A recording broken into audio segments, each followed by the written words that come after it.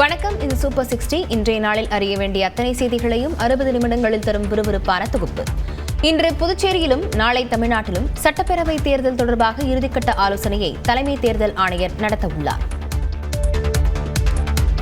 தமிழ்நாடு மற்றும் புதுச்சேரி சட்டப்பேரவை தேர்தல் ஏற்பாடுகள் குறித்து ஆலோசனை நடத்த தலைமை தேர்தல் ஆணையர் ஞானேஷ்குமார் இன்று சென்னை வருகிறார்.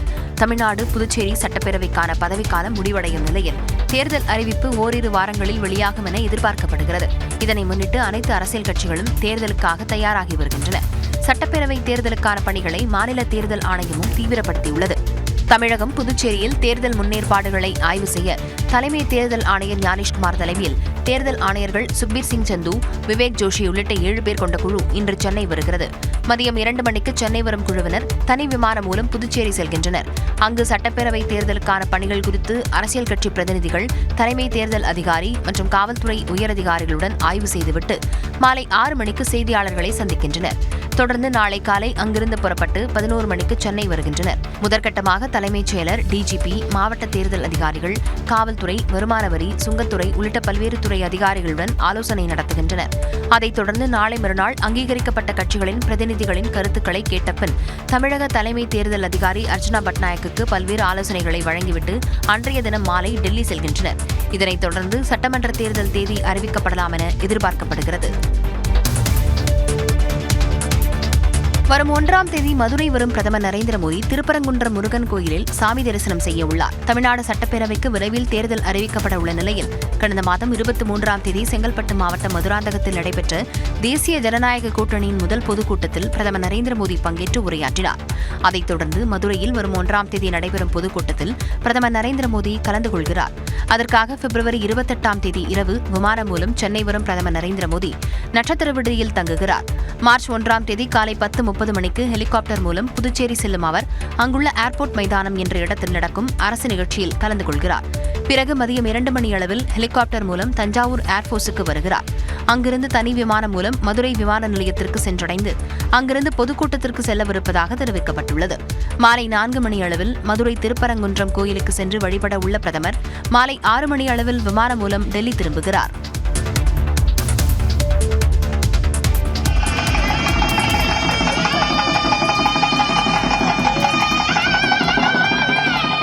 கன்னியாகுமரியில் 1.5 கோடி ரூபாய் மதிப்பில் கட்டப்பட்டுள்ள திருவள்ளுவர் சிலை வெள்ளி விழா வளைவை முதலமைச்சர் மு க ஸ்டாலின் திறந்து வைத்தார். 2 நாட்கள் பயணமாக நேற்று மதியம் கன்னியாகுமரிக்கு வந்த முதலமைச்சர் அகஸ்தீஸ்வரம் ஊராட்சிக்குட்பட்ட பெருமாள்புரம் இலங்கை தமிழர் மறுவாழ்வு முகாமில் புதிதாக கட்டப்பட்ட 90 வீடுகளை பயனாளிகளிடம் ஒப்படைத்தார். அப்போது வீடுகளை பார்வையிட்டு முகாம் வாழ் தமிழர்களுடன் கலந்துரையாடினார். வீடெல்லாம் எப்படி கட்டி தந்திருக்கு, நல்ல வசதியா இருக்கா, உங்களுக்கு நல்லா இருக்கக்கூடிய மாதிரி இருக்கான்னு கேட்டிருந்தாங்க.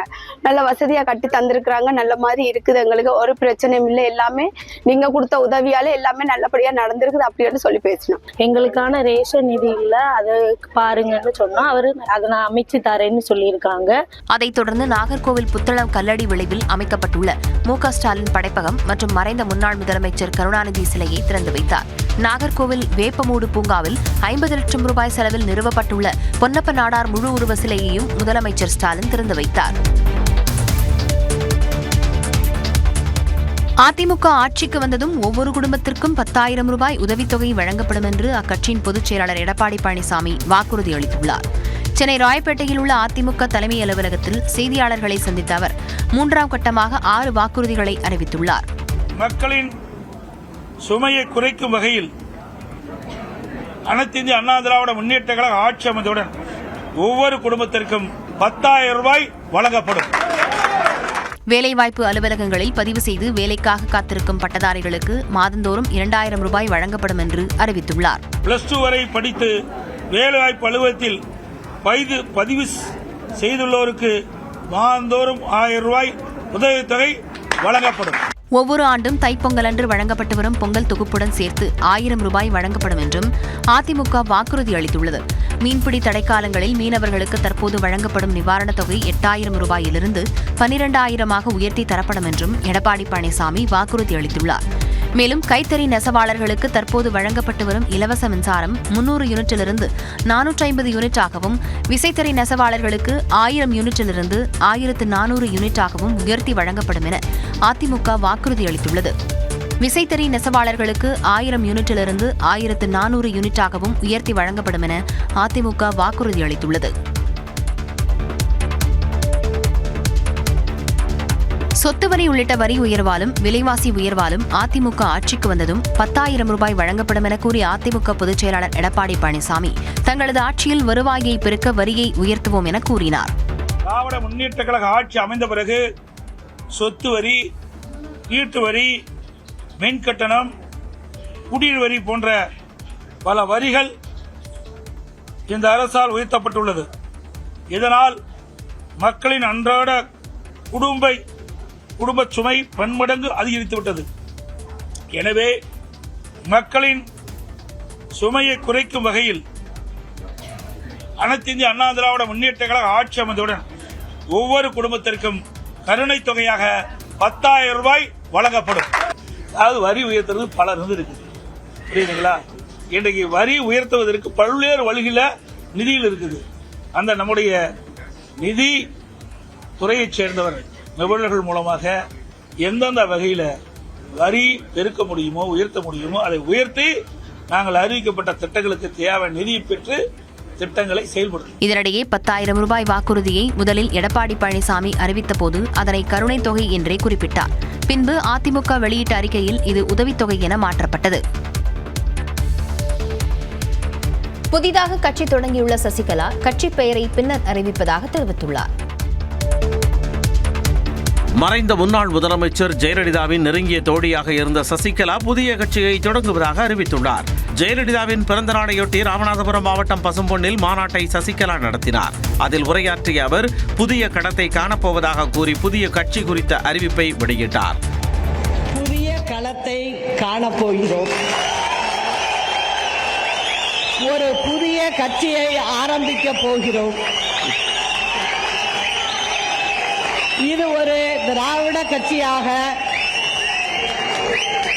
பேரறிஞர் அண்ணா, புரட்சி தலைவர் எம்ஜிஆர், புரட்சி தலைவி அம்மா ஆகியோரின் வழியில் ஏழை எளிய சாமானிய மக்களுக்கான ஒரு கட்சியாக எதிரிகளையும் துரோகிகளையும் வேறறுக்கின்ற ஒரு கட்சியாக இது செயல்படும். தனது கட்சியின் கொடியையும் பாடலையும் அறிமுகம் செய்து வைத்தார். கருப்பு, வெள்ளை, சிவப்பு வண்ணத்தில் பேரறிஞர் அண்ணா, புரட்சி தலைவர் எம்ஜிஆர், புரட்சி தலைவி அம்மா ஆகியோரின் உருவத்தை தாங்கி நிற்கின்ற ஒரு கொடியாக பட்டொளி வீசி பறக்கும். கட்சியின் பெயரை மட்டும் விரைவில் அறிவிக்கிறேன். இதைத் தொடர்ந்து சசிகலாவின் காரில் இருந்து அதிமுக கொடியை அகற்றிவிட்டு புதிய கட்சியின் கொடி பொருத்தப்பட்டது. முதலமைச்சராக்கி வைத்துவிட்டு சென்ற தன்னை ஒரு காகிதத்தை கசக்கி போடுவது போல் தூக்கி போட்டதாக எடப்பாடி பழனிசாமியை சசிகலா விமர்சித்துள்ளார். ராமநாதபுரம் பசும்பொன்னில் நடைபெற்ற மறைந்த முதலமைச்சர் ஜெயலலிதாவின் பிறந்தநாள் கூட்டத்தில் உரையாற்றியவர் பெங்களூரு சிறையில் தனக்கு பல பிரச்சனைகளை கொடுத்ததாக குற்றம் சாட்டினார். செங்கோட்டையர் ரொம்ப கேட்டார், அது அம்மா இங்கே மாற்றிக்குவோம், நம்ம செக்ரட்டரி ஹோம் செக்ரட்டரி லெட்டர் கொடுத்து பெங்களூர் ஹோம் செக்ரட்டரிக்கு கொடுத்தா போறோம், நம்மளுக்கு இங்கே டிரான்ஸ்ஃபர் கொடுத்துருவாங்க, அதனால நீங்க நம்ம ஊர் ஜெயிலுக்கு வந்துடலாம். நான் ஏதோ தெய்வாதீனமா எனக்கு கடவுளே சொன்னிச்சு போல இருக்கு, இல்லைன்னா நான் இன்னைக்கு பேசிக்கிட்டு இருப்பேனாங்கிறதே கஷ்டம். போயஸ் கார்டன் வீட்டில் தங்கக்கூடாது என்பன உட்பட 14 நிபந்தனைகள் தனக்கு விதிக்கப்பட்டதாகவும் வேதனையுடன் கூறினார். நிறைய விஷயங்கள்ல நீங்க பாத்தீங்கன்னா உட்கார வச்சவங்கள ஒரு பக்கம் முதுகுல ஒரு பக்கம் முன்புல எவ்வளவு ஈட்டியால குத்துவாங்களோ அந்த அளவுக்கு பண்ணிட்டாங்க. எடப்பாடி பழனிசாமி தலைமையில் அதிமுக இதுவரை 10 முறை தோல்வி அடைந்திருப்பதாகவும் இனியும் தாம் பொறுமையாக இருந்தால் மக்களுக்கு துரோகம் செய்ததாக ஆகிவிடும் என்றும் சசிகலா தெரிவித்தார். வெளியில என்னென்ன கதை கட்டி விட்டாங்க நம்ம எதிரியெல்லாம், இந்த அம்மா தான் கொண்டுட்டு அப்படின்னாங்க. இதெல்லாம் யாராவது நம்புவாங்களா? மறைந்த முன்னாள் முதலமைச்சர் ஜெயலலிதா தொடர்பாக சசிகலா இவ்வாறு பேசினார். ராமநாதபுரம் மாவட்டம் பசும்பொன்னில் நடந்த மாநாட்டில் பேசிய சசிகலா மாரடைப்பால் தான் ஜெயலலிதா மறைந்ததாக தெரிவித்தார். தேர்தல் முடிஞ்சு 72 நாள் ஆஸ்பத்திரியில் இருக்கோம். நான் வீட்டுக்கெல்லாம் அழைச்சிட்டு வர்றதுக்கு நல்ல நாள் பார்த்து வச்சிருக்கோம். திடீர்னு யாருமே எதிர்பார்க்காத ஹார்ட் அட்டாக் மாதிரி வந்துருச்சு. அதுலதான் அம்மாவுக்கு இப்படி ஆனது. அரசியலுக்காக தன் மீது எதிரிகள் பழி போட்டதாகவும் அதெல்லாம் உண்மையில்லை என்றும் சசிகலா தெரிவித்தார். திடீர் சாம்பார் திடீர் இட்லி போல திடீர் கட்சி வரலாம் என சசிகலா கட்சி தொடங்கியது குறித்து அமமுக பொதுச் செயலாளர் டிடிவி தினகரன் மறைமுகமாக விமர்சித்துள்ளார். நெல்லை மாவட்டம் நான்குநேரியில் செய்தியாளர்களிடம் பேசிய அவர், சுதந்திர இந்தியாவில் யார் வேண்டுமானாலும் கட்சி தொடங்கலாம் என்றும் கூறினார். சுதந்திர இந்தியாவில் ஜனநாயக நாட்டில் யாருடைய விருப்பம் எது வேண்டாலும் செய்யலாம். அதனால யாரோ ஏதோ தொடங்கலாம். திடீர் சாம்பார் திடீர் இட்லி மாதிரி நான் சொல்றேன். அது மாதிரி திடீர் கட்சிகள் வரலாம். அம்மாவின் ஆட்சி அமைப்போம், அம்மாவின் கட்சியை ஒன்றிணைப்போம் என்று சொன்னவர்கள் அவர்கள் சாயம் வெளுக்கின்ற நேரம் வந்திருக்கு. ஒரு சிலரது முடிவு திமுகவுக்கு சாதகமாக அமையாது என்றும் குறிப்பிட்டார். திமுகலேருந்து எவ்வளவு பேர் பிரிஞ்சு போயிருக்காங்க, அது பாதிப்பை உருவாக்குதா இல்லையா? அதே மாதிரி எல்லா கட்சியிலையும் யாரோ ஒரு சிலர் அது சிந்துறதுனால செதறதுனால என்ன, அதனால இன்னும் ஒரு சில பதர்களோ நீங்க அதை நெல்மணி நினைப்பீங்க, பதர்களாக கூட இருக்கலாம். ஜெயலலிதாவின் ஆட்சி அமைவதை யாராலும் தடுக்க முடியாது என்றும் டிடிவி தினகரன் நம்பிக்கை தெரிவித்தார். பிரசித்தி பெற்ற திருச்செந்தூர் முருகன் கோவிலில் மாசி திருவிழாவின் 3ஆம் நாளில் குமரவிடங்க பெருமாள் யானை வாகனத்திலும் தெய்வானை அம்பாள் சரப வாகனத்திலும் எழுந்தருளி பக்தர்களுக்கு அருள்பாலித்தனர். கடந்த 21ஆம் தேதி கொடியேற்றத்துடன் மாசி திருவிழா தொடங்கியதை அடுத்து சுவாமி மற்றும் அம்பாளின் திருவீதி ஊலா நாள்தோறும் நடைபெற்று வருகிறது. 3ஆம் நாளான நேற்று குமரவிடங்க பெருமாள் வள்ளி தெய்வானையின் வீதி உலா நடைபெற்றது. திரளான பக்தர்கள் கலந்து கொண்டு சாமி தரிசனம் செய்தனர்.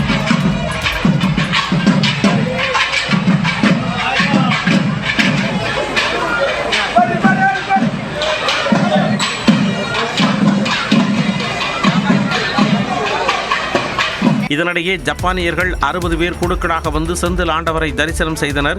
ஜப்பானைச் சேர்ந்த பால கும்ப குருமணி என்பவர் தலைமையில் வந்த அவர்கள் சத்துரு சம்ஹார பூஜையில் கலந்து கொண்டனர்.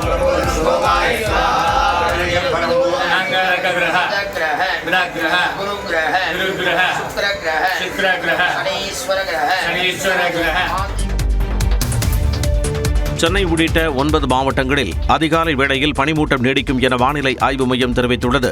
வங்கக்கடலில் நிலை கொண்டிருந்த காற்றழுத்த தாழ்வு பகுதி வலுவிழந்த போதும் தென் தமிழ்நாட்டில் ஓரிரு இடங்களிலும் வட தமிழ்நாட்டில் ஒரு சில இடங்களிலும் புதுச்சேரி காரைக்கால் பகுதிகளிலும் இன்று மிதமான மழை பெய்யக்கூடும் என கணித்துள்ளது. வரும் மார்ச் 1ஆம் தேதி வரை தமிழ்நாட்டில் மழை பெய்ய வாய்ப்புள்ளதாகவும் குறிப்பிட்டுள்ளது. இந்நிலையில் சென்னை, திருவள்ளூர், காஞ்சிபுரம், சேலம், தருமபுரி ஆகிய மாவட்டங்களிலும் கிருஷ்ணகிரி, திருப்பத்தூர், வேலூர், ராணிப்பேட்டை ஆகிய மாவட்டங்களிலும் இன்றும் நாளையும் அதிகாலை வேளையில் லேசான பனிமூட்டம் காணப்படும் என தெரிவித்துள்ளது. மேலும் வரும் 28ஆம் தேதி வரை தமிழ்நாடு மற்றும் புதுச்சேரியில் அதிகபட்ச வெப்பநிலை இயல்பை விட 2 முதல் 3 டிகிரி செல்சியஸ் வரை அதிகமாக இருக்கக்கூடும் எனவும் வானிலை ஆய்வு மையம் கணித்துள்ளது. சென்னை புறநகர் ரயில் சேவை குறைப்பால் பயணிகள் திண்டாடும் நிலையில் மேலும் 49 சேவைகள் ரத்து செய்யப்பட்டன. சென்னை எழும்பூர் ரயில் நிலையத்தில் நடைபெற்று வரும் மேம்பாட்டு பணிகளால் புறநகர் ரயில் சேவைகள் மேலும் குறைக்கப்பட்டுள்ளதால் பயணிகள் கடும் அவதிக்காளாகினர். எழும்பூர் ரயில் நிலைய பணிகளால் ஏற்கனவே தினசரி ரயில் சேவைகளின் எண்ணிக்கை 204 இருந்து 164 குறைக்கப்பட்டிருந்தது. இந்நிலையில் மேலும் 49 சேவைகள் ரத்து செய்யப்பட்டுள்ளதால் தற்போது நாள்தோறும் 115 ரயில்கள் மட்டுமே இயக்கப்படுகின்றன. சென்னை கடற்கரை, தாம்பரம் இடையே இயக்கப்படும் குளிரூட்டப்பட்ட புறநகர் ரயில் சேவையும் ரத்து செய்யப்பட்டுள்ளது. கும்மிடிப்பூண்டி, செங்கல்பட்டு ரயில் நிலையம் மற்றும் எழும்பூரிலிருந்து செல்லும் ரயில்கள் சேத்துப்பட்டு, கோடம்பாக்கம், நுங்கம்பாக்கம், பல்லாவரம் உள்ளிட்ட முக்கிய நிலையங்களில் நிற்காது என அறிவிக்கப்பட்டுள்ளது. ரயில் சேவைகள் குறைக்கப்பட்டதால் தாம்பரம், பெருங்களத்தூர், சானட்டோரியம் உள்ளிட்ட ரயில் நிலையங்களில் மக்கள் கூட்டம் அலைமோதியது. டைம் பிரகாரம் வருவது கிடையாது. கிட்டத்தட்ட 3.5 மணி நேரம் பிரேக் இடையில போட்டாங்க. ஸ்டேஷன்ல ஸ்டாப் பண்ணா கூட நம்ம இறங்கி மாறிக்கலாம். வழியில இறங்கினால ரொம்ப ரொம்ப கஷ்டமா இருக்கு. போகும்போது டெய்லி 11 மணி ஆயிடுது, 8:30 மணிக்கு ஏறினா. மாற்று ஏற்பாடாக ராயபுரம், கிளாம்பாக்கம் மற்றும் தாம்பரம், செங்கல்பட்டு இடையே கூடுதலாக 50 பேருந்துகள் இயக்கப்படும் என்று அறிவிக்கப்பட்டுள்ளது. புறநகர் ரயில் சேவை குறைப்பு குறித்து தென்னக ரயில்வே மாநகர போக்குவரத்து கழகத்திற்கு உரிய தகவல் அளிக்கவில்லை என்று போக்குவரத்து துறை அமைச்சர் சிவசங்கர் குற்றம் சாட்டியுள்ளார். சென்னை எழும்பூர் ரயில் நிலைய பராமரிப்பு பணிகள் காரணமாக பிப்ரவரி 20 முதல் ஏப்ரல் 5ஆம் தேதி வரை மின்சார ரயில் சேவைகள் குறைக்கப்படுவதாக தென்னக ரயில்வே அறிவித்தது. குறிப்பாக 5 நிமிடங்களுக்கு ஒரு ரயில் என்பது 30 நிமிடங்களாக மாற்றப்பட்டுள்ளது. இது குறித்து அறிக்கை விடுத்திருக்கூடிய அமைச்சர் மாநகர போக்குவரத்து கழகத்திற்கு முன்கூட்டியே எந்த தகவலும் வழங்கப்படவில்லை என்று குறிப்பிட்டுள்ளார். மாணவர்களின் பொதுத் தேர்வு காலகட்டத்தில் எந்தவிதமான ஆலோசனையும் இன்றி முன்னெச்சரிக்கை நடவடிக்கைகளையும் கருத்தில் கொள்ளாமல் எழும்பூர் ரயில் நிலைய சீரமைப்பு பணிகள் தொடங்கப்பட்டிருப்பதாக சாடியுள்ளார். இருப்பினும் மாணவர்களின் நலன் கருதி முதலமைச்சர் மு.க.ஸ்டாலின் உத்தரவின் பேரில் பாதிக்கப்பட்ட வழித்தடங்களில் ஏற்கனவே இயங்கக்கூடிய 314 பேருந்துகளுடன் கூடுதலாக 60 சிறப்பு பேருந்துகள் இயக்கப்படுவதாகவும், இதனால் எழும்பூர் தலைமைச் செயலகம், கடற்கரை மற்றும் சென்ட்ரல் உள்ளிட்ட முக்கிய பகுதிகளுக்கு தடையின்றி பேருந்துகள் இயக்கப்படுவதால் ஓரளவிற்கு நிலைமை சீர் செய்யப்பட்டிருப்பதாகவும் தெரிவித்துள்ளார். ரயில்வே நிர்வாகம் தாமதமாக விழித்துக் கொண்டு தற்போது ரயில்களை இயக்கினாலும் தமிழக அரசு முன்கூட்டியே திட்டமிட்டு பயணிகளின் சிரமத்தை குறைத்திருப்பதாக அமைச்சர் குறிப்பிட்டுள்ளார்.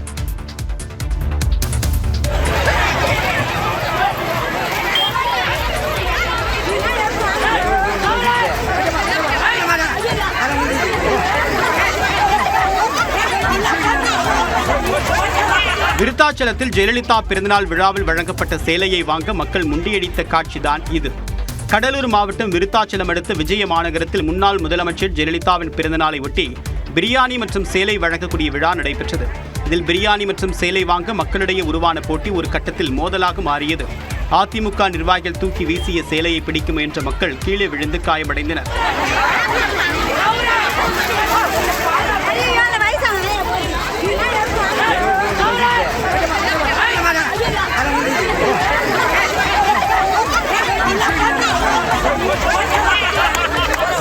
அதேபோல திருவண்ணாமலை மாவட்டம் ஆரணி புறவழிச்சாலையில் ஜெயலலிதா பிறந்தநாளை ஒட்டி நடைபெற்ற அன்னதான விழாவில் பொதுமக்கள் உணவு வாங்க முண்டியடித்துக் கொண்டனர்.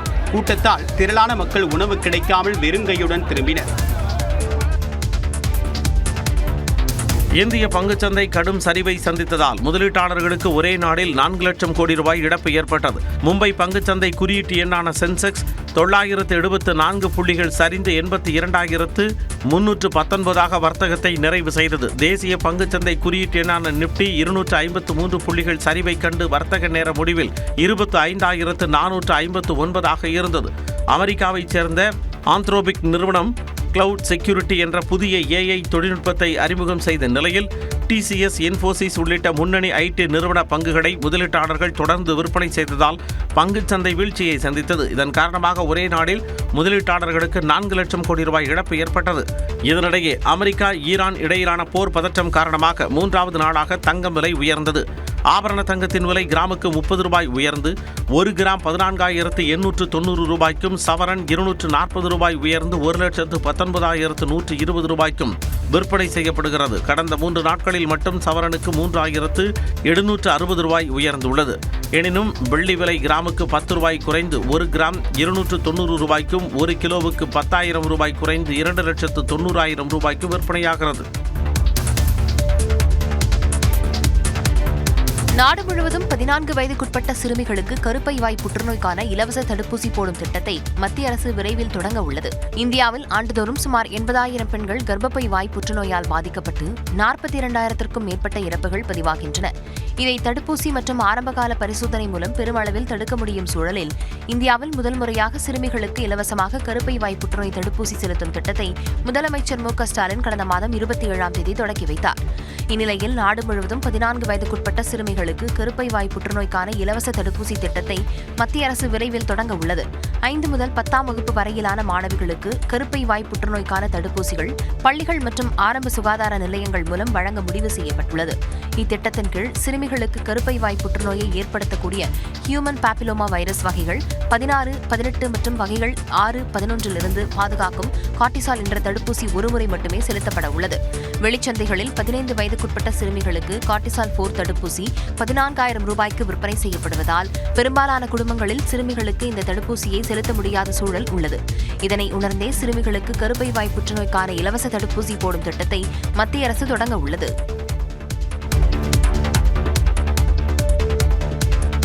கேரளாவின் பெயரை கேரளம் என மாற்றுவதற்கு மத்திய அமைச்சரவை ஒப்புதல் அளித்துள்ளது.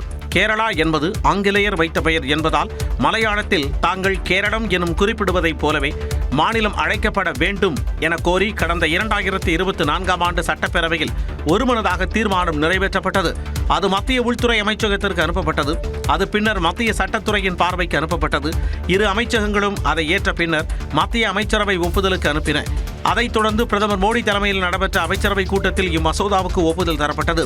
இத்தகவலை மத்திய அமைச்சர் அஸ்வினி வைஷ்ணவ் வெளியிட்டார். இதைத் தொடர்ந்து கேரள சட்டப்பேரவைக்கு அந்த பெயர் திருத்த மசோதாவை குடியரசுத் தலைவர் அனுப்பி வைப்பார். அங்கு ஒப்புதல் அளிக்கப்பட்ட பின் அது மத்திய அரசுக்கு அனுப்பப்படும். பின்னர் குடியரசுத் தலைவரின் ஒப்புதலுடன் நாடாளுமன்றத்தில் அடுத்த கூட்டத்தொடரில் அறிமுகப்படுத்தும். நாடாளுமன்றம் ஒப்புதல் தந்த பின் அரசியலமைப்பு சட்டத்தின் முதல் அட்டவணையில் அந்த மாற்றம் பதிவு செய்யப்படும். கேரளாவில் சட்டப்பேரவை தேர்தல் ஏப்ரல் மேயில் நடைபெறவுள்ள நிலையில் மத்திய அரசு இதை துரிதப்படுத்தியுள்ளது. ஆந்திராவில் உயிரிழப்புக்கு காரணமான கலப்பட பால் குறித்து விசாரணை தீவிரமடைந்துள்ளது. ஆந்திர மாநிலம் ராஜமகேந்திரவரத்தில் கலப்பட பால் குடித்ததால் ஏற்பட்ட பாதிப்பில் உயிரிழந்தோரின் எண்ணிக்கை 5ஆக உயர்ந்துள்ளது. ராஜமகேந்திரவரத்தில் விநியோகிக்கப்பட்ட கலப்பட பாலை அருந்திய பலருக்கு உடல்நலக்குறைவு ஏற்பட்டது. இதில் ஏற்கனவே 2 உயிரிழந்த நிலையில் சிகிச்சையில் இருந்த ராதாகிருஷ்ணமூர்த்தி, சேஷகிரி ராவ், தாடி ரமணி ஆகிய 3 பலியானதை அடுத்து உயிரிழப்பு எண்ணிக்கை 5ஆக அதிகரித்துள்ளது. தற்போது 12 பேர் மருத்துவமனையில் சிகிச்சை பெற்று வருகின்றனர். அவர்களில் 8 பேரின் நிலைமை கவலைக்கிடமாக உள்ளதாக மருத்துவமனை தெரிவித்துள்ளது. முதற்கட்ட விசாரணையில் பாலில் எத்திலீன் கிளைக்கால் எனக்கூடிய குளிர்விப்பான் வேதிப்பொருள் கலந்திருப்பது கண்டறியப்பட்டுள்ளது. இது தொடர்பாக கணேஸ்வர ராவ் என்ற பால் வியாபாரியை கைது செய்து விசாரணை நடத்தியதில் 46 விவசாயிகளிடமிருந்து பாலை கொள்முதல் செய்து 106 குடும்பங்களுக்கு விநியோகம் செய்தது தெரியவந்தது. அதைத் தொடர்ந்து கலப்பட பாலை குடித்த 73 குடும்பங்களின் மாதிரிகளை சேகரித்து ஆய்வுக்கு அனுப்பியுள்ளனர். மேலும் 46 விவசாயிகளிடம் மாட்டிற்கு வழங்கப்பட்ட உணவு வகைகள் குறித்தும் காவல்துறையினர் விசாரணை மேற்கொண்டு வருகின்றனர். இந்நிலையில் உயிரிழந்தோர் குடும்பத்திற்கு தலா 10 லட்சம் ரூபாய் நிவாரணம் வழங்கப்படும் என்று அந்த மாநில முதலமைச்சர் சந்திரபாபு நாயுடு அறிவித்துள்ளார்.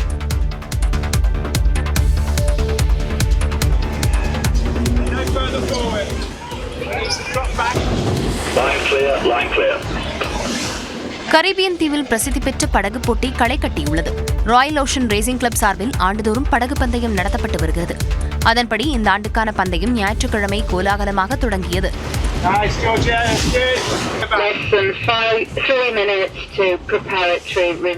இங்கிலீஷ் துறைமுகத்தில் தொடங்கி அங்கேயே முடியும் இந்த பந்தயம் கியூபா, ஜமைக்கா, பாபுடா, நெவிஸ் உள்ளிட்ட 11 தீவுகளை சுற்றி செல்கிறது.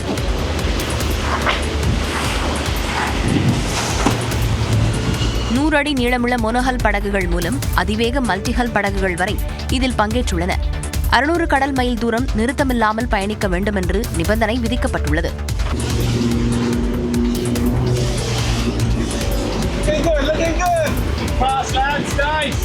அதிவேக படகுகள் ஒரு நாளில் பந்தயத்தை முடிக்க, மெதுவான படகுகள் 4 அல்லது 5 நாட்கள் வரை எடுத்துக்கொள்ளும் என்று தெரிவிக்கப்பட்டுள்ளது.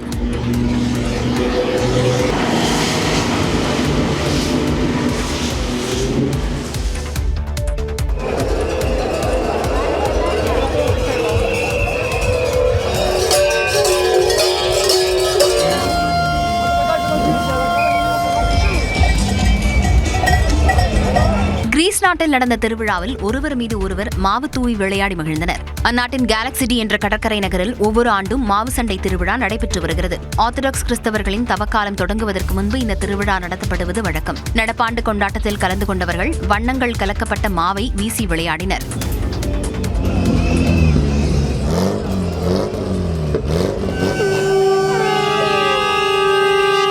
கண்களை பாதுகாக்கும் வகையில் காகிள்ஸ், பாதுகாப்பு உடை அணிந்து இதில் ஆயிரக்கணக்கானோர் பங்கேற்றனர்.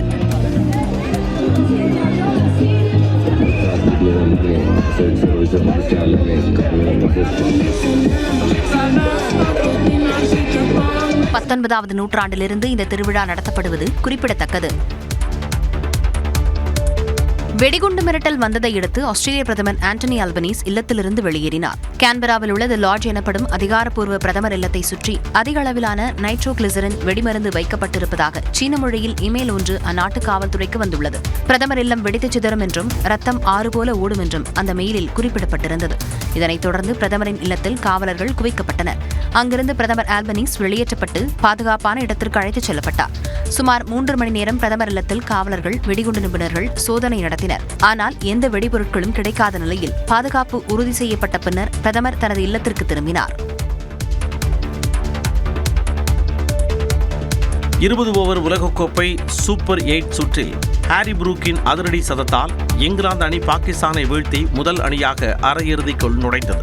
இலங்கையின் பல்லேகலேவில் நடைபெற்ற இந்த போட்டியில் டாஸ் வென்று முதலில் களமிறங்கிய பாகிஸ்தான் அணி நிர்ணயிக்கப்பட்ட 20 ஓவர்களின் முடிவில் 9 விக்கெட் இழப்பிற்கு 164 ரன்கள் எடுத்தது. அதிகபட்சமாக அந்த அணியின் தொடக்க வீரர் ஃபர்கான் 63 ரன்கள் எடுத்தார். 165 ரன்கள் எடுத்தால் வெற்றி என்ற இலக்குடன் களமிறங்கிய இங்கிலாந்து அணியின் தொடக்க வீரர்கள் அடுத்தடுத்து விக்கெட்டை பறிகொடுத்த போதும் மறுமுனையில் அணியின் கேப்டன் ஹாரி புரூக் ஒற்றை ஆளாக நிலைத்து நின்று அதிரடி காட்டினார். 4 சிக்சர்கள் 10 பவுண்டரிகள் விளாசி 50 பந்துகளில் சதம் விளாசிய ஹாரி புரூக் 100 ரன்களில் ஆட்டமிழந்தார்.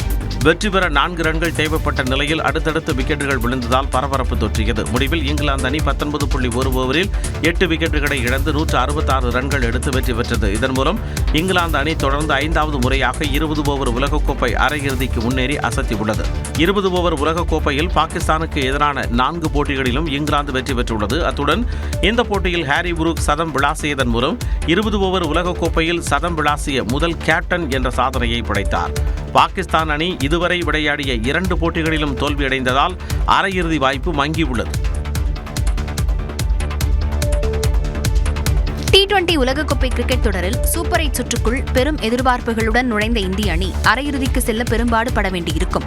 T20 உலக தரவரிசையில் முதலிடத்தில் உள்ள இந்தியா அதற்கேற்றவாறு முதல் சுற்றில் அனைத்து போட்டிகளிலும் வென்று கம்பீரமாக சூப்பர் 8 போட்டிக்குள் நுழைந்தது. ஆனால் வலுவான தென்னாப்பிரிக்க அணி இந்திய அணியின் குறைபாடுகளை வெளிப்படுத்தும் வகையில் 76 ரன்கள் வித்தியாசத்தில் பெரு வெற்றி பெற்றது.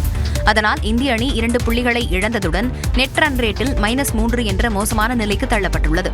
அதனால் அரையிறுதிக்கு செல்லும் வாய்ப்புகள் கடினமாகியுள்ளன. அரையிறுதிக்கு செல்ல வேண்டுமானால் மேற்கிந்திய தீவுகள் மற்றும் ஜிம்பாப்வே அணிகளுக்கு எதிரான ஆட்டத்தில் இந்தியா கட்டாயம் வென்றாக வேண்டும். அதே நேரத்தில் தென்னாப்பிரிக்கா அனைத்து போட்டிகளிலும் வென்றால் அவ்வணியும் இந்தியாவும் அடுத்த சுற்றுக்கு தகுதி பெறும். இந்தியா எஞ்சிய 2 போட்டிகளிலும் வென்று தென்னாப்பிரிக்கா ஒரு போட்டியில் தோற்றால் 3 அணிகள் ஒரே அளவிலான புள்ளிகளை பெற்றிருக்கும். அப்போது நெட் ரன் ரேட்டே அரையிறுதிக்கு செல்லும் அணியை முடிவு செய்யும். இந்தியா 2 போட்டிகளிலும் வென்று தென்னாப்பிரிக்கா 2 போட்டிகளிலும் தோற்றால் இந்தியாவும் மேற்கிந்திய தீவுகளும் அரையிறுதிக்கு தகுதி பெறும். ஆனால் எஞ்சியுள்ள 2 போட்டிகளில் ஒன்றில் தோற்றால் கூட இந்தியா வெளியேறியே ஆக வேண்டும் என்ற நிலையே உள்ளது. இந்த பாடலை யாருக்காக எழுதினாரோ அவரையே கரம் பிடித்துள்ளார் பிரபல ராப் பாடகர் வேடன். ஆம், தனது காதலியும் எழுத்தாளருமான நவமி லதாவை திருச்சூரில் உள்ள இல்லத்தில் எளிய முறையில் பாடகர் வேடன் திருமணம் செய்து கொண்டார். வாய்ஸ் ஆஃப் தி வாய்ஸ்லெஸ் என்ற பாடல் மூலம் பிரபலமான கேரளாவைச் சேர்ந்த ராப் பாடகர் வேடன் மஞ்சுவல் பாய்ஸ், நரிபேட்டை உள்ளிட்ட மலையாள படங்களில் பாடல் பாடி விருதுகளை அள்ளினார். தமிழிலும் பைசன் படத்தில் ரெக்க ரெக்க எனும் பாடலை பாடி ரசிகர்கள் மனதை வேட்டையாடினார். அண்மையில் தனது காதலி நவமி லதாவை ரசிகர்களுக்கு அறிமுகப்படுத்திய வேடன் அவரை திருமணம் செய்ய இருப்பதாக அறிவித்திருந்தார். இந்த நிலையில் இவர்களது திருமணம் திருச்சூரில் எளிய முறையில் நடைபெற்றது. செம்புக்காவு துணை பதிவாளர் அலுவலகத்தில் இருவரும் பதிவு திருமணம் செய்து கொண்டனர்.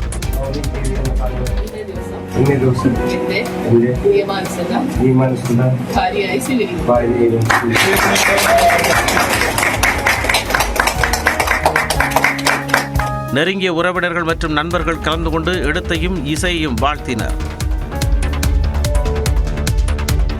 தெலுங்கு முன்னணி நடிகர் நானியின் பிறந்த நாளையொட்டி அவரது திரைப்படங்கள் குறித்த அப்டேட்டுகள் அடுத்தடுத்து வெளியாகி ரசிகர்களை குஷிப்படுத்தியுள்ளன. 2023ஆம் ஆண்டு வெளியாகி வரவேற்பை பெற்ற தசரா படத்திற்கு பிறகு இயக்குனர் ஸ்ரீகாந்த் ஒடேலா மற்றும் நானி மீண்டும் இணைந்துள்ள திரைப்படம் தி பாரடைஸ். அனிருத் ரவிச்சந்தர் இசையமைத்துள்ள நிலையில் இப்படத்தின் முதல் பாடலான ஆயா ஷேர் வெளியாகியுள்ளது. இதேபோல ஓஜி படத்தை தொடர்ந்து இயக்குனர் சுஜித் இயக்கும் படத்தில் நானி கதாநாயகனாக நடிப்பது அதிகாரப்பூர்வமாக அறிவிக்கப்பட்டுள்ளது. இப்படத்திற்கு பிளடி ரோமியோ என்று பெயரிடப்பட்டு டைட்டில் வீடியோ வெளியிடப்பட்டுள்ளது. சமையல்காரராக மாறுவேடத்தில் வாழும் கேங்ஸ்டரின் கதையை மையமாக வைத்து இந்த படம் உருவாகி வருவதாக தகவல்கள் தெரிவிக்கின்றன. மணப்பாறை அருகே பொன்னர் சங்கர் கோயில் திருவிழாவில் பல்லாயிரக்கணக்கானோர் பங்கேற்றனர்.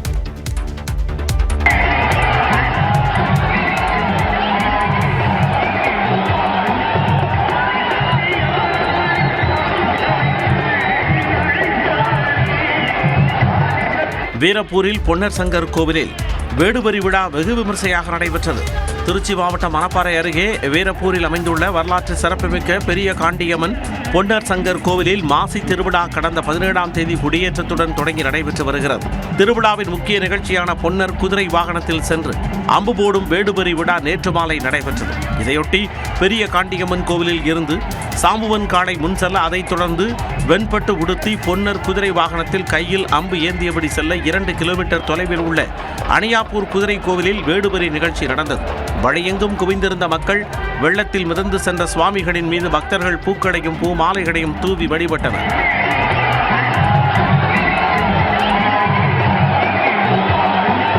இந்த இந்த விழாவில் கரூர், நாமக்கல், திருச்சி, திண்டுக்கல், பெரம்பலூர், புதுக்கோட்டை, அரியலூர், கோவை, சேலம் உட்பட பல்வேறு மாவட்டங்களில் இருந்து லட்சக்கணக்கான பக்தர்கள் கலந்து கொண்டனர். வேடுபரி நிகழ்ச்சியை தொடர்ந்து இன்று பிற்பகலில் பெரிய காண்டியம்மன் திருத்தேரோட்டம் நடைபெறுகிறது.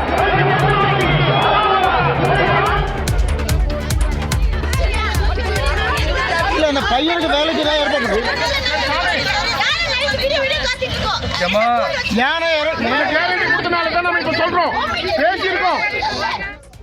உதகை அருகே புலி தாக்கி தோடர் பழங்குடியின முதியவர் உயிரிழந்த நிலையில் அந்த பகுதி மக்கள் தேசிய நெடுஞ்சாலையில் சாலை மறியலில் ஈடுபட்டனர். சின்னக்காடி மந்தையை சேர்ந்த புல்தாஸ் குட்டான் என்ற முதியவர் திங்கட்கிழமையன்று காடுமந்து அருகே புலி தாக்கி உயிரிழந்தார். கடந்த சில மாதங்களாகவே அந்த பகுதியில் புலி நடமாட்டம் இருப்பதாக புகார் அளித்தும் வனத்துறையினர் எந்த நடவடிக்கையும் எடுக்கவில்லை என அப்பகுதி பழங்குடியின மக்கள் கூறுகின்றனர். இந்நிலையில் புலி தாக்கி முதியவர் உயிரிழந்த நிலையில் ஆத்திரமடைந்த 100க்கும் மேற்பட்ட தோடர் பழங்குடியின மக்கள் தேசிய நெடுஞ்சாலையில் அமர்ந்து சாலை மறியலில் ஈடுபட்டனர். தோடா மக்கள் வாழ்வாதாரம் இல்ல, எல்லாத்தையும் அழிஞ்சிட்டு இருக்குது. யானை டெய்லி மனுஷனை சாகடிச்சிட்டு ஏதாவது ஒரு நடவடிக்கை எடுங்கன்னு சொன்னோம். ஏதோ அன்எக்ஸ்பெக்டா நடந்துருச்சு, இது ஒரு விஷயம் விட்டு கொடுங்க, ஏதோ நடந்துருச்சு, உங்க கூட கோஆபரேட் பண்றோம்னு சொன்னாங்க. நாங்களும் சரின்னு சொல்லி மாவட்ட நிர்வாகத்தோட உத்தரவாதத்தை நம்பி நாங்க சரின்னு வந்துட்டோம். இன்னைக்கு ஒரு வருஷம் ஆச்சு, மறுபடியும் அதே ஒரு சம்பவம் நடந்திருக்கு. எந்த நடவடிக்கையும் எடுக்கல. அதிகாரிகள் பேச்சுவார்த்தை நடத்திய நிலையில் அவர்கள் கலைந்து சென்றனர்.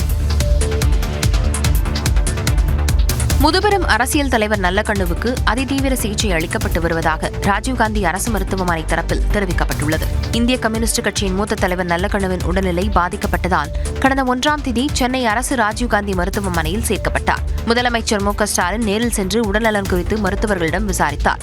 தொடர்ந்து நேற்று இந்திய கம்யூனிஸ்ட் கட்சியின் தேசிய பொதுச் செயலாளர் டி ராஜா, மதிமுக பொதுச் செயலாளர் வைகோ, காங்கிரஸ் மாநில தலைவர் செல்வ பெருந்தகை, மார்க்சிஸ்ட் கம்யூனிஸ்ட் முன்னாள் மாநில செயலாளர் பாலகிருஷ்ணன், திராவிடர் கழக தலைவர் கி வீரமணி ஆகியோர் நேரில் நலம் விசாரித்தனர். அவர்கள் இப்பொழுது நினைவு இல்லை. ஒரு முறையும் மீண்டெழுந்து வந்ததைப் போல இப்பொழுதும் அவர் இதிலிருந்து மீள வேண்டும் என்று நான் விரும்புகிறேன். இரவு மருத்துவர்கள் செய்திருக்கிற சிகிச்சையின் காரணமாக இப்போது காலையிலே சற்று முன்னேற்றம் ஏற்பட்டிருக்கிறதாக மருத்துவர்கள் தெரிவித்திருக்கிறார்கள். இந்நிலையில் நல்லக்கண்ணுவுக்கு பல்வேறு மருத்துவத்துறை நிபுணர்களால் அதிதீவிர சிகிச்சை அளிக்கப்பட்டு வருவதாக மருத்துவமனை நிர்வாகம் தரப்பில் தெரிவிக்கப்பட்டுள்ளது. நேற்று முன்தினம் நல்லக்கண்ணுவுக்கு உடல்நிலையில் மிகப்பெரிய பின்னடைவு ஏற்பட்டதை அடுத்து அவருக்கு அளிக்கப்பட்டு வந்த செயற்கை சுவாச கருவி சிகிச்சை மற்றும் மருந்துகள் பல்வேறு மருத்துவ நிபுணர்களின் பரிந்துரைப்படி அதிகரிக்கப்பட்டிருப்பதாகவும் அவரது உடல்நிலையை பல்வேறு சிகிச்சைகள் மூலம் சீராக்க அதிதீவிர முயற்சி எடுத்து வருவதாகவும் தெரிவிக்கப்பட்டுள்ளது.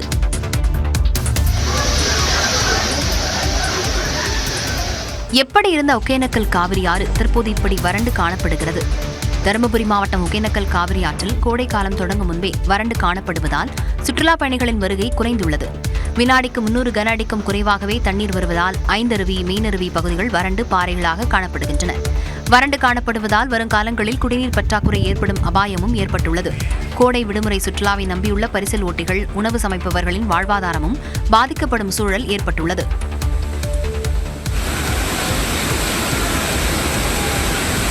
இதேபோல திண்டுக்கல் மாவட்டம் கொடைக்கானல் மலைப்பகுதியில் மழைப்பொழிவு குறைந்துள்ளது. இப்பகுதியில் உள்ள மக்களுக்கும் தங்கும் விடுதியில் சுற்றுலா பயணிகளுக்கும் குடிநீர் ஆதாரமாக உள்ள மனோரத்தினம் நீர்த்தேக்கம், மண்ணணை மற்றும் குண்டாறு நீர்த்தேக்கம் ஆகிய 3 நீர்த்தேக்கங்களில் நீர் வெகுவாக குறைந்துள்ளது. அணைகளின் நீர்மட்டம் 10 அடிக்கும் குறைவாக வீழ்ச்சி கண்டுள்ளது. இதனால் வருங்காலங்களில் குடிநீர் தட்டுப்பாடு ஏற்படும் சூழல் இருப்பதாக பொதுமக்கள் அச்சம் தெரிவிக்கின்றனர். இதுகுறித்து நகராட்சி குடிநீர் வழங்கல் துறையிடம் கேட்டபோது குண்டாறு அணையில் குடிநீரின் அளவு அதிகமாக இருப்பதாகவும் 2 நாட்களுக்கு ஒருமுறை பொதுமக்களுக்கு குடிநீர் விநியோகிக்கப்பட்டு வருவதாகவும் தண்ணீர் தட்டுப்பாடு ஏற்படுவதற்கான வாய்ப்பில்லை என்றும் தெரிவித்துள்ளனர். திமுக வெற்றி பெறும் என அமித்ஷா கூறியதாக ஓ பன்னீர்செல்வம் தெரிவித்துள்ளார். எந்த நிலையிலும் நாம் தனி கட்சி தொடங்க மாட்டோம். தை மாதம் அரசியல் நிலைப்பாட்டை தெரிவிப்பதாக கூறியிருந்த ஓ பன்னீர்செல்வம் 1 மாதத்திற்கு பிறகு தனிக்கட்சி தொடங்கும் எண்ணமில்லை என்று மனம் திறந்த காட்சிகள் தான் இது. தேனி மாவட்டம் போடிநாயக்கனூரில் செய்தியாளர்களை சந்தித்த ஓ பன்னீர்செல்வம் அதிமுக தொண்டர்களின் உரிமைகளை மீட்டெடுப்பதுதான் தனது நோக்கம் என்று கூறினார். எந்த நிலையிலும் நாம் தனி கட்சி தொடங்க மாட்டோம். இந்த கழகம் மீட்டெடுப்பது உரிமை அனைத்து இந்திய அண்ணா முன்னேற்ற கழகத்தினுடைய அடிப்படை உரிமைகளை மீட்டெடுப்பதற்காகத்தான் இந்த கழகம் தோற்றுவிக்கப்பட்டது. அதுக்கு நான் உறுப்பினர்கள் சேர்க்கல, இருக்கிறவங்களை வச்சு சட்ட போராட்டம் கோர்ட்ல நடத்திட்டு இருக்கேன். தொடர்ந்து பேசிய அவர் கடந்த நாடாளுமன்ற தேர்தலில் ராமநாதபுரம் தொகுதியில் போட்டியிட்டதற்கான காரணத்தை கூறினார். யாரும் சொல்லல, அரசியல் நாகரிகம் நான் சொல்லல. விடிய விடிய விடிய விடிய விடிய எங்க பையங்களை 2 பேரையும் கூட்டு வந்துட்டு எங்க மறுமொழியும் கூட்டு வந்து நீங்க அவசியம் நிக்கணும்னு சொல்லி வற்புறுத்தியதன் காரணமாக தான் நான் தான் என்ன தவறு செய்தேன் என்று நிரூபித்தால் அரசியலிருந்து விலகுவதாக ஓ பன்னீர்செல்வம் அறிவித்துள்ளார். வரும் தேர்தலில் திமுகவே ஜெயிக்கும் என உள்துறை அமைச்சர் அமித்ஷா தன்னிடம் கூறியதாக ஓ பன்னீர்செல்வம் தெரிவித்துள்ளார். தேனி மாவட்டம் போடிநாயக்கனூரில் செய்தியாளர்கள் சந்திப்பில் பேசிய அவர் எடப்பாடி பழனிசாமியின் தலைமையை ஏற்று அதிமுகவில் இணைவீர்களா என்ற கேள்விக்கும் பதிலளித்தார். அவங்க அந்த அலையன்ஸ்ல இருக்க கூட்டணி அப்படியே தக்க வச்சிட்டு இருக்காரு. ஒரு ஆள் கூட வெளியேறல அந்த கூட்டணி. இந்த கூட்டணி இப்ப பலமான கூட்டணியா இருக்கு. உறுதியா அவங்கதான் ஜெயிப்பாங்க. நீங்க பிரிஞ்சு கிடக்குது எப்படி ஜெயிக்க முடியும் சொல்லுங்க அப்படின்னு என்ன கேட்டாரு. ஐயா, நான் இணைந்தேன்னு சொல்லிட்டு இருக்கிறேன்.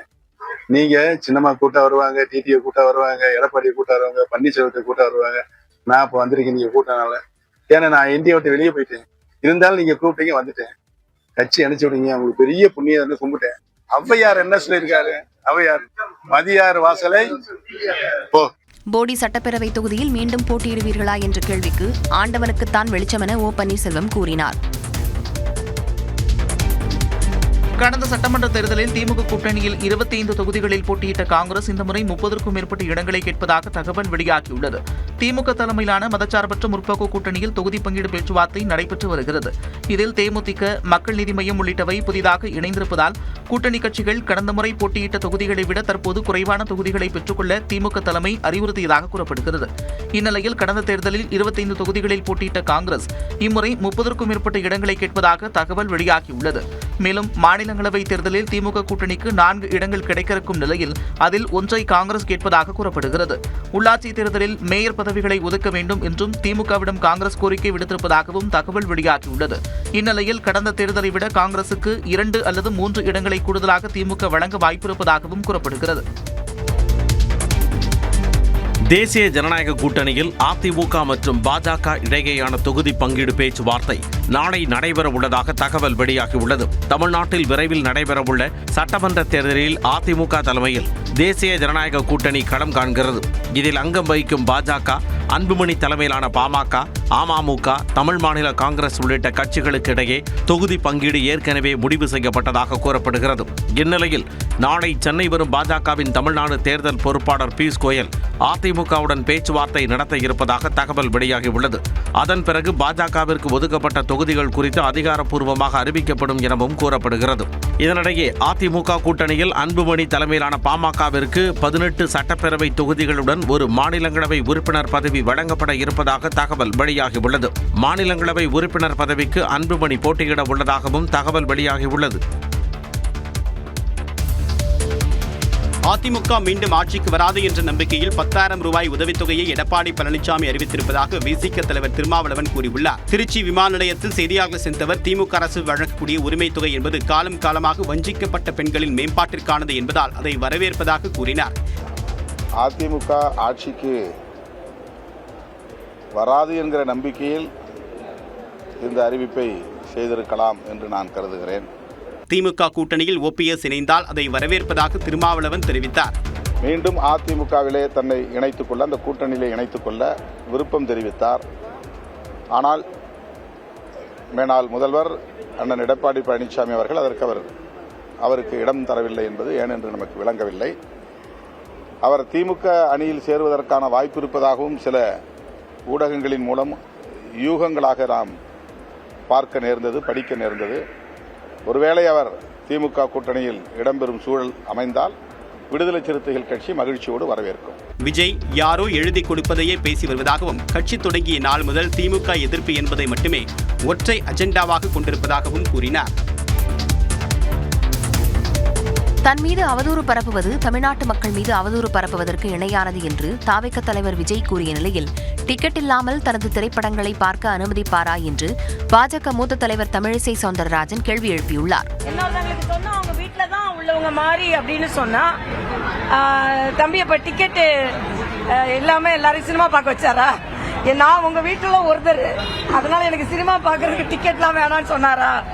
இதெல்லாம் சொல்றதுதான், வசனம் சொல்றதுதான்ப்பா.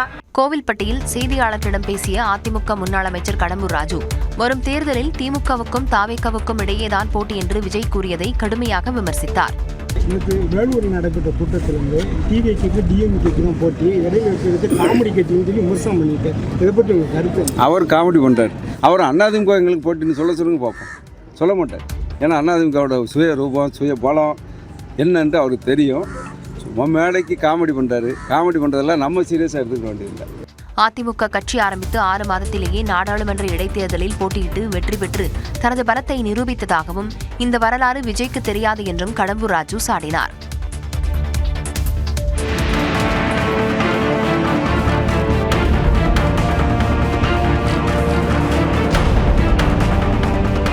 இவ்வாறு ஆயுதங்களுடன் ஊர் மக்கள் தேடி வருவது திருடனை அல்ல, 15க்கும் மேற்பட்டோரை கடித்த நாயை திருநெல்வேலி மாவட்டம் திருப்பணி கரிசல்குளம் பகுதியில் வெறிநாய் ஒன்று சுற்றி திரிந்தது.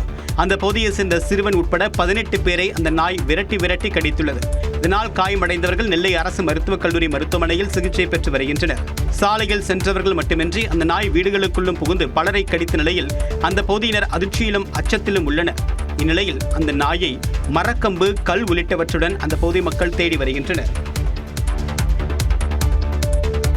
தாசில்தார் கடத்தல் வழக்கில் தூத்துக்குடியை சேர்ந்த பிரபல ரவுடி ஹைகோர்ட் மகாராஜாவை காவல்துறையினர் அதிரடியாக கைது செய்தனர். கடந்த 17ஆம் தேதி திருவள்ளூர் மாவட்டத்தை சேர்ந்த தாசில்தார் ஒருவரை ஆப் மூலமாக தொடர்பு கொண்டு ஆசை வார்த்தை கூறி வரவழைத்த ரவுடி மகாராஜாவின் மனைவி பிரியதர்ஷினி மாமல்லபுரம் அருகே உள்ள விடுதிக்கு அழைத்து சென்றார். அங்கு மறைந்திருந்த ரவுடி மகாராஜா உட்பட 6 பேர் கொண்ட கும்பல் தாசில்தாரை கத்தி முனையில் மிரட்டி 25 சவரன் தங்க நகை மற்றும் 15,000 ரூபாய் பணத்தை பறித்துக் கொண்டனர். மேலும் அவரை திருவிடந்தை கடற்கரைக்கு கடத்தி சென்று பள்ளம் தேண்டி புதைத்து விடுவதாக மிரட்டியதோடு அவருக்கு மயக்க ஊசி செலுத்திவிட்டு அங்கேயே விட்டு தப்பிச் சென்றனர். மயக்கம் தெளிந்து மீண்ட தாசில்தார் அளித்த புகாரின் அடிப்படையில் தாம்பரம் மாநகர காவல் ஆணையர் உத்தரவின்படி தனிப்படை அமைக்கப்பட்டது. எந்த தடயமின்றி தப்பித்த இந்த A+ பிரிவு ரவுடியை காவல்துறையினர் தொழில்நுட்ப உதவியுடன் தீவிரமாக தேடி வந்தனர். இந்நிலையில் சோழிங்கநல்லூர் பகுதியில் மற்றொரு கொள்ளை சம்பவத்திற்கு திட்டம் தீட்டிய போது மகாராஜாவை காவலர்கள் சுற்றி வளைத்தனர். அப்போது தப்ப முயன்ற மகாராஜா கீழே விழுந்ததில் கை மற்றும் கால்களில் எலும்பு முறிவு ஏற்பட்டதாக தெரிவிக்கப்பட்டுள்ளது. சிவகங்கை மாவட்டத்தில் உள்ள அரசு மருத்துவமனையில் தலையில் காயமடைந்தவருக்கு தூய்மை பணியாளர் சிகிச்சை அளித்த சம்பவம் அதிர்ச்சியை ஏற்படுத்தியுள்ளது. சிவகங்கை மாவட்டம் பொத்தனாந்தல் கிராமத்தை சேர்ந்த வரதராஜன் என்பவருக்கு தலையில் காயம் ஏற்பட்டது. காயத்திற்கு சிகிச்சை பெறுவதற்காக திருப்புவனத்தில் உள்ள அரசு மருத்துவமனைக்கு அவர் சென்றார். அப்போது அந்த மருத்துவமனையில் மருத்துவர் இல்லை என்று கூறப்படுகிறது. பகலில் மருத்துவர் பணியில் இல்லாததால் அங்கு ஒப்பந்த அடிப்படையில் பணியாற்றக்கூடிய பெண் தூய்மை பணியாளர் ஒருவர் வரதராஜனுக்கு சிகிச்சை அளித்தார்.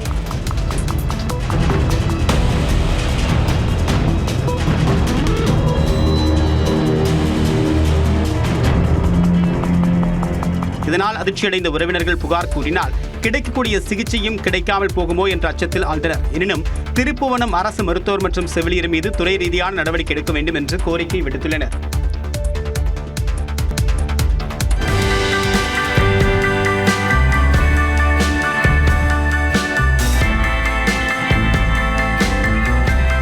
தோற்றத்தில் ஒரே மாதிரி இருக்கும் இரட்டை சகோதரர்கள் அதேபோன்று ஒரே மாதிரி தோற்றம் கொண்ட இரட்டை சகோதரிகளை திருமணம் செய்து கொண்ட சம்பவம் தெலுங்கானாவில் நடந்தது. அந்த மாநிலத்தின் கம்மாரெட்டி பகுதியில் இந்த திருமணம் நடந்தது. தெலுங்கானாவின் கான்பூர் பகுதியைச் சேர்ந்த விஜய் மற்றும் வினய் ஆகியோர் இரட்டையர்கள். தோற்றத்தில் ஒரே மாதிரியாக இருக்கும் இவர்களுக்கு டெமிகலான் பகுதியைச் சேர்ந்த இரட்டை சகோதரிகளான கீர்த்தனா, கீர்த்தி ஆகியோருடன் திருமணம் நடந்தது.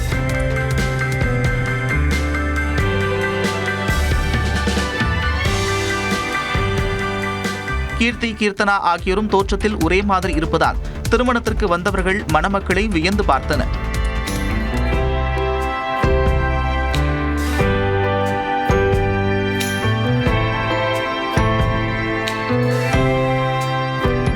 கோடியில் ஒரு திருமணமே இப்படி நடக்கும் என்று கூறி மணமக்களை அனைவரும் வாழ்த்தினர். உத்தரப்பிரதேசத்தில் நீட் தேர்வில் தேர்ச்சி பெற அழுத்தம் தந்த தந்தையை துப்பாக்கியால் சுட்டுக் கொன்று உடல் பாகங்களை துண்டு துண்டாக வெட்டிய மகன் கைது செய்யப்பட்டுள்ளார்.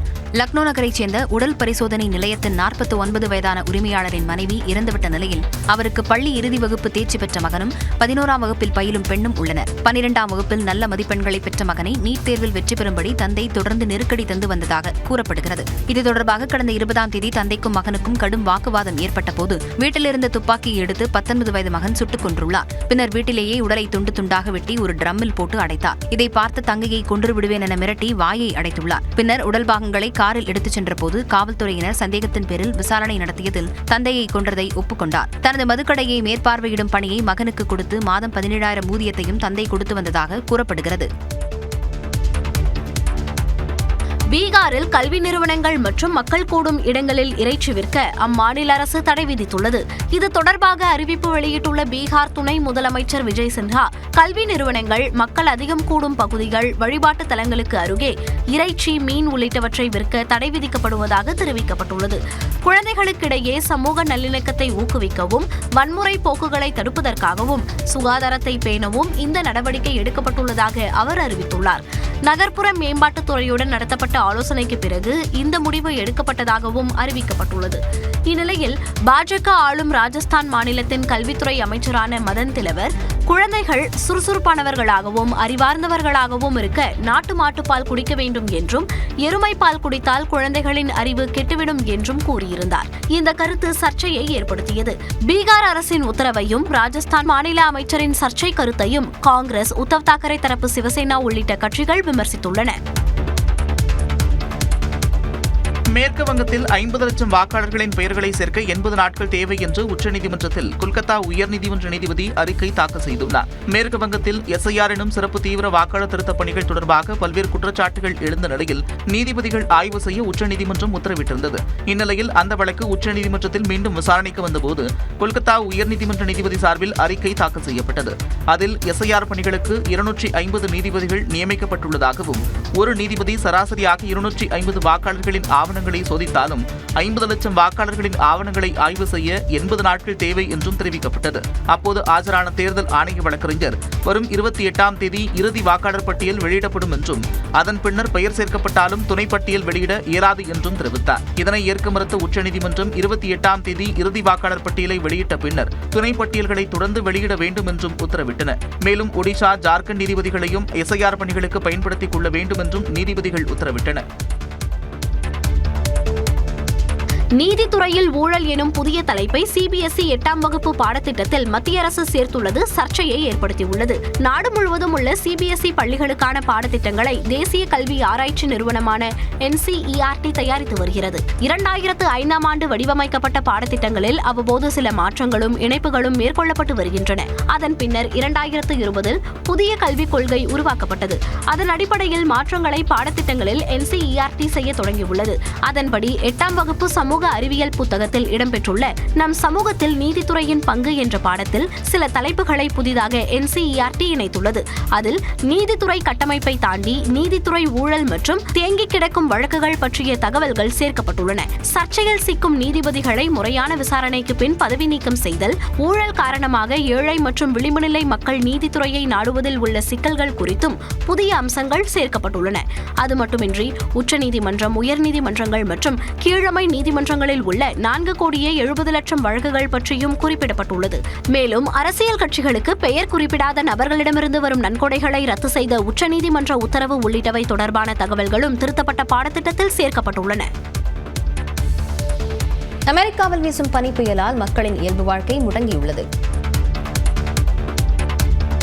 அமெரிக்காவில் லட்சக்கணக்கானோரை பாம் சைக்ளோன் எனும் பனிப்புயல் பாடாய் படுத்தி வருகிறது. அமெரிக்காவின் வடகிழக்கில் உள்ள நியூயார்க், நியூஜெர்சி உள்ளிட்ட பகுதிகளில் கடந்த 10 ஆண்டுகளில் இல்லாத வகையில் பனிப்புயல் வீசி கடும் பாதிப்புகளை ஏற்படுத்தியுள்ளது.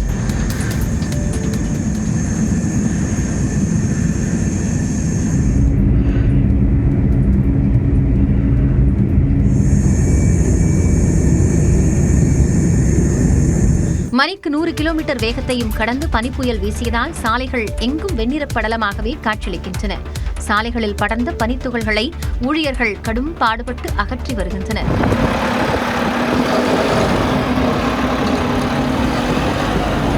இதனால் பல லட்சம் வீடுகள் மின்சார விநியோகத்தை இழந்து இருளில் தவிக்கின்றன. சுமார் 10,000 விமானங்கள் ரத்து செய்யப்பட்டுள்ளன. 3,000க்கும் மேற்பட்ட விமானங்கள் தாமதமாக புறப்பட்டன. வீடற்ற மக்களை கட்டாயமாக பாதுகாப்பான இடங்களுக்கு மாற்ற நியூயார்க் மேயர் ஜொஹரான் மம்தானி உத்தரவிட்டுள்ளார். இந்த கலைவரத்திலும் நியூயார்க் நகரில் போலீசார் பனிக்கட்டிகளை வீசி எறிந்து விளையாடிக் கொண்டிருந்ததை பார்க்க முடிந்தது.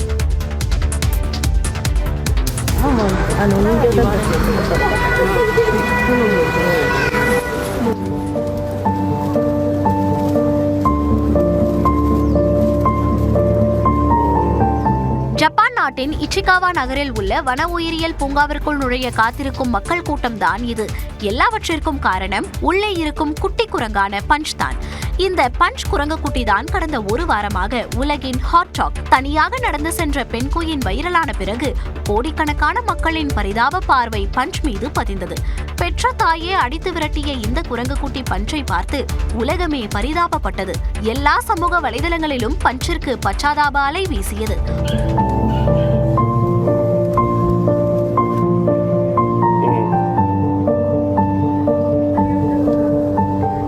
பூங்கா ஊழியர்களால் தரப்பட்ட ஒரங்குட்டான் குரங்கு பொம்மையை தாயாக கருதி அதை கட்டிப்பிடித்து புரள்வதும் தூங்குவதுமாக இருந்தது.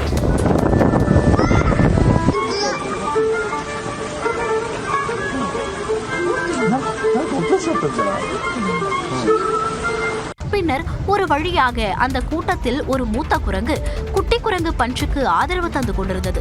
இதனிடையே பஞ்ச் கையில் வைத்து திரிந்து கொண்டிருந்த ஒரங்குட்டான் பொம்மையான பிளஷி பிரபல இந்திய நிறுவனத்தின் கிளைகளில் உலகெங்கும் ஹாட்கேக் போல் விற்று தீர்ந்து கொண்டிருக்கிறது.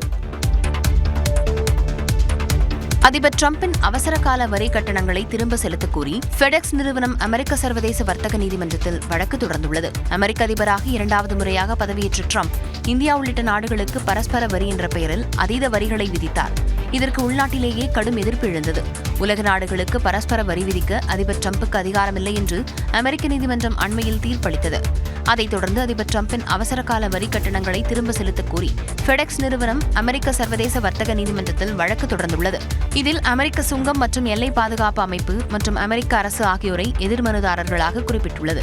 சர்வதேச பொருளாதார அவசரகால அதிகார சட்டத்தின் கீழ் விதிக்கப்பட்ட வரிகளை முழுமையாக திருப்பி வழங்க வேண்டுமென ஃபெடெக்ஸ் நிறுவனம் தெரிவித்துள்ளது. அதே நேரம் இந்நிறுவனம் எவ்வளவு தொகையை திரும்ப பெற விரும்புகிறது என்பது பற்றி குறிப்பிடப்படவில்லை. அமெரிக்காவுடன் பேச்சுவார்த்தை நடத்தி வர்த்தக ஒப்பந்தம் செய்து கொண்ட நாடுகள் அதிலிருந்து பின்வாங்கக்கூடாது என்றும் மீறினால் அதிக வரி விதிக்கப்படும் என்றும் அதிபர் டிரம்ப் எச்சரிக்கை விடுத்திருந்த நிலையில் ஃபெடெக்ஸ் நிறுவனத்தின் வழக்கு முக்கியத்துவம் பெற்றுள்ளது. அமெரிக்கா மற்றும் ஈரான் இடையே போர் தொடங்கினால் நேரடியாக இல்லை என்றாலும் கச்சா எண்ணெய் விலை உயர்வால் மறைமுகமாக இந்தியாவுக்கு பாதிப்பு ஏற்படலாம் என பொருளாதார வல்லுநர்கள் தெரிவித்துள்ளனர். மத்திய கிழக்கு நாடுகளுக்கு அருகே அமெரிக்கா தனது படையை குவித்து வருவதால் பதற்றமான சூழல் நிலவி வருகிறது. இந்நிலையில் போர் தொடங்கும் பட்சத்தில் இந்தியாவும் பொருளாதார ரீதியாக இதனால் பாதிக்கப்பட வாய்ப்பிருப்பதாக கூறப்படுகிறது. ஈரானிடம் இருந்து இந்தியா கச்சா எண்ணெயை வாங்கவில்லை என்றாலும் அது தொடர்பான துறைகளான ரசாயனம், பெயிண்ட், சிந்தட்டிக் ஜவுளி, வர்த்தகம் உள்ளிட்டவை பாதிக்கப்பட வாய்ப்புள்ளதாக தெரிகிறது. மேலும் எண்ணெய் சுத்திகரிப்பு, விமான போக்குவரத்து துறையிலும் இதன் தாக்கம் இருக்கலாம் என கூறப்படுகிறது. நேரடி வர்த்தகத்தை பொறுத்தவரை இந்தியாவில் இருந்து ஈரானுக்கு பாஸ்மதி அரிசி ஏற்றுமதி செய்யப்படுகிறது. ஈரானில் இருந்து பழங்கள் மற்றும் பாதாம் உள்ளிட்ட நட்ஸ் வகைகள் இறக்குமதி செய்யப்படும் நிலையில் இந்த வணிகம் பாதிக்கப்படும் என்றும் பொருளாதார வல்லுநர்கள் கூறுகின்றனர். திமுகவிடம் ஒரு மாநிலங்களவை உறுப்பினர் சீட் கேட்பது குறித்து தீவிரமாக பரிசீலித்து வருவதாக தமிழக காங்கிரஸ் மேலிட பொறுப்பாளர் கிரீஷ் சோடங்கர் தெரிவித்துள்ளார். சென்னை விமான நிலையத்தில் நியூஸ் 18 தமிழ்நாடுக்கு அவர் பிரத்யேக பேட்டியளித்தார். அதில் பேச்சுவார்த்தை நடத்த திமுகவின் அழைப்பிற்காக காத்திருப்பதாக கூறினார்.